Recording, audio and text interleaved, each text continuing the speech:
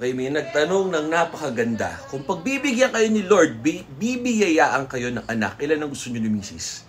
Okay, wala ko isa. Mahal, ilan ang gusto mong anak? One. One lang. Bakit one lang? Para yung time at attention namin na sa kanya. Tatry namin ibigay lahat ng gusto niya, pero hindi siya spoiled.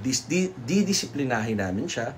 Turuan namin siya into fitness and health, tas yung architecture ni Mrs., paano maging mabuting tao. Tas alamin namin kung ano yung gusto niya maging paglaki niya. Choice niya yun. Hindi ko choice, hindi choice ni Mrs. Isang anak lang. Anong uri? Boy o girl? Hula ko ha. Sabi ni Mrs. Girl. Anong gusto mo, baby? Babae, lalaki? Baby. Baby Swaggy, Agassi. Kahit ano? Sure ka? Yeah. Hindi girl lalo? Girl. Girl lalo? Okay, si Mrs. Girl lalo. Ako kahit ano. So, gusto ni Mrs. Girl, girl. Women are always right. Diba? Happy life? Pag happy si Mrs.